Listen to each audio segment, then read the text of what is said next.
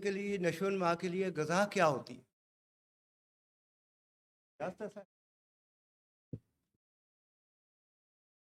ऐसी हर वो चीज़ जो हमारे जिस्म के अंदर दाखिल हो और हमारे जिस्म के नशो नुमा में मददगार साबित हो, हम उसे ग़िज़ा कह सकते हैं। और ऐसी चीज़ जो हमारे जिस्म के अंदर दाखिल होकर हमारे जिस्म में नफसियाती तौर पर, केमिकली तौर पर और मादी तौर पर जो तग़य्युर लाए और जिस्म को नुकसान पहुँचाए, उसे हम ज़हर कहते हैं। बदकिस्मती ये है कि हमने कभी नेचुरल फूड को छोड़ दिया है। जो आज बात हो रही थी, तो आपने कभी बिल्ली बीमार होती देखी है? बिल्ली कभी बीमार नहीं होती, बहुत मुश्किल है, आपने देखा होगा। वो क्यों बीमार नहीं होती? वो आज भी वही चीज खाती है जो उसका बाप दादा खाता था। जो हमारा बाप दादा खाता था, हमने वो छोड़ दिया है। हमारी जितनी ग़िज़ाएं हैं वो सब की सब जहरीली हैं, सब की सब नशीली हैं। अद्वियात नशीली हैं और दुआएं जहरीली हैं, फ़ज़ा जहरीली है, हमारे अज़हान जहरीले हैं, हमारी बातें जहरीली हैं। वो भी दिमाग पर, जिस्म पर असर अंदाज होती है, हमारे मिजाज पर असर अंदाज होती है। तो बात कर रहे थे कैंसर की। कैंसर क्या है? जब हम गौर से देखते हैं, मैंने रात को भी बात की थी कि जब अखलात के अंदर केमिकली तौर पर फर्मेंटेशन हो जाए, जहरीला मादा पैदा हो जाए, तो हमारे खून जो है वो सालिया नहीं बनता, हमारे जो सेल हैं वो सालिया नहीं बनते। उनके अंदर होता क्या है? वो सालिया नहीं बनते। जब सेल सालिया नहीं बनेंगे तो जिस्म का पूरा सिस्टम जो है ना उससे मुतासर होगा। उस वक्त जब निज़ाम अखलाक के अंदर जब तब्दीली आती है, जहरीले मादे पैदा होते हैं, तो जितनी बीमारियां पैदा होती हैं वो खून की बीमारियां पैदा होती हैं। खून का कैंसर पैदा होता है, थैलासीमिया, हेमोफीलिया, ल्यूकीमिया, पॉलीसाइथीमिया, ये बीमारियां पैदा होती हैं। और जब ये जहरीले मादे जिस्म की बाफ्तों के अंदर, खलाओं के अंदर चले जाएं, जब खलाओं के अंदर जाते हैं तो फिर ये जहरीले मादे जो शरियानों के लास्ट हिस्से हैं, लम्फ नोड जिनको बोलते हैं, वहां पर जाकर फसाद का बायस बनते हैं। और गुद्दे नाकला का वो निज़ाम जहाँ से शुरू होता है, वहाँ पर जाकर नक्स पैदा होता है। दोनों का आपस में तामल नहीं रहता। क़ुव्वते जाज़बा और क़ुव्वते जो है जो जिस्म से मवाद को खारिज करती है, इन दोनों के साथ जो है ना तामल नहीं रहता। तो वहाँ पर जो मादे रुकने की वजह से किसी जगह पर जो चीज़ रुकती है वहाँ मुतफ़न होती है, खमीर बनता है, तुरशी तेज़ाब जहर के अमल से गुजरती है और क्रिस्टल ऑफ पॉइजन बनते हैं। वो किसी जगह पर मलफूफ हो जाते हैं ताकि कुदरत उनको फैलने से रोकती है। तो हम उसको कहते हैं गिल्टी, रसौली, घुमड़ी।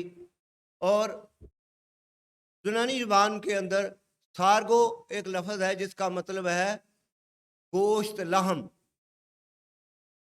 ठीक है, तो साथ नोमा या कोमा लग जाता है तो बोल जाता है सारा कोमा, सारा नोमा और फाइब्रोमा। तो बात कर रहे थे कि ग़िज़ा हमारी सही नहीं है। तो इसको तहलील करने के लिए, गिल्टी रसौली को तहलील करने के लिए आज तक जो कानून फितरत है वो ये है कि हरारत से तफन ख़त्म होता है। हरारत तफन को ख़त्म कर देती है।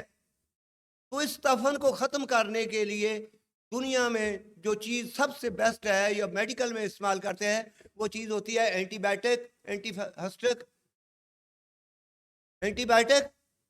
एंटीहस्टिक।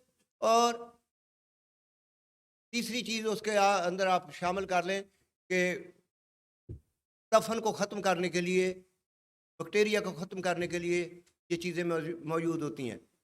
तो हम देखते हैं कि हमारी ग़िज़ा में कौन सी चीज़ है जिसमें ये तीनों चीज़ें पाई जाती हैं। आज बात हो रही थी कि सल्फर बाबा जी ने, अगर दोस्त मोहम्मद साबर मुल्तानी साहब ने फरमाया कि ग़िज़ा के अंदर ऐसे मादे होते हैं جس کے اندر پوٹاشیم بھی ہوتی ہے، کیلشیم بھی ہوتی ہے اور سلفر بھی ہوتی ہے۔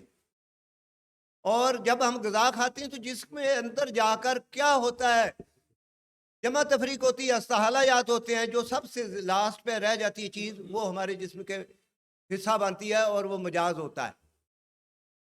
جیسے صبر صاحب فرماتے ہیں کہ اپنے کیلشیم کے اثرات کو پوٹاشیم ختم کر دیتی ہے اور پوٹاشیم کے اثرات کو سلفر ختم کر دیتی ہے۔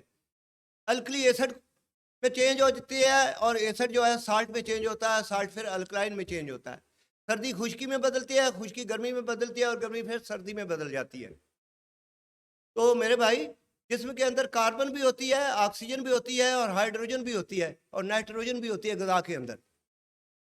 تو یہ چیزیں جو ہے یہ ساری کی ساری اثر انداز ہوتی ہے جسم پر۔ تو آج میں ایک غذا کی بات کرتا ہوں چھوٹی سی، جس میں سلفر پائی جاتی ہے۔ وہ سب سے بہتر جو غذائی علاج ہے وہ گائے کا گھی ہے۔ اس کا زرد رنگ کیوں ہوتا ہے؟ اس میں سلفر موجود ہوتی ہے، قائم ہوتی ہے، اور یہ جو ہے حیوانی گندک ہے اور یہ جسم کا جلدی حصہ بنتی ہے اور خون کو صاف کرتی ہے، یہ بھی سب کے سب کہتے ہیں۔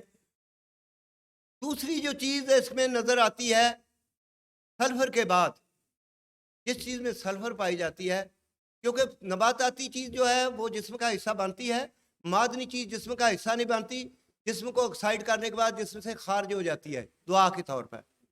تو گندک جو ہم لیتے ہیں وہ سلفر خارج ہو جاتی ہے جسم سے۔ تو یہ جو گائے کا گھی ہے یہ جسم کے اندر خارج نہیں ہوتا، جسم کا حصہ بن جاتا ہے۔ اسی طرح ایک اور نباتات ہے جس کو آپ لوگ ہلدی بولتے ہیں، ہزاروں سال سے ہماری دعاؤں میں استعمال ہو رہی ہے، غذاؤں میں استعمال ہو رہی ہے۔ ہلدی میں بھی سلفر کا اثر موجود ہے اور بہترین نباتاتی سلفر ہے۔ جو شخص ہلدی، گائے کا گھی اور شہد استعمال کرتا ہے، شہد میں بھی سلفر پائی جاتی ہے۔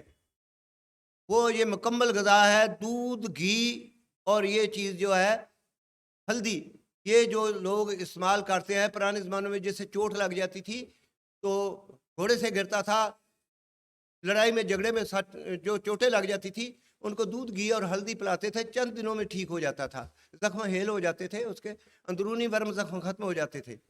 تو آج بھی ہم اگر شہد، گائے کا گھی استعمال کریں تو کینسر سے ہم بچ سکتے ہیں، اور یہ کینسر کے گلٹیاں رسولیوں کو تحلیل کر دیتا ہے جسم کے اندر۔ ہلدی بھی یہی کام کرتی ہے۔ میں آج زیادہ نہیں بولوں گا کیونکہ ٹائم بھی کم ہے اور میں نے اپنا موضوع بھی ختم کر دیا ہے۔ مہربانی، شکریہ، نوازش۔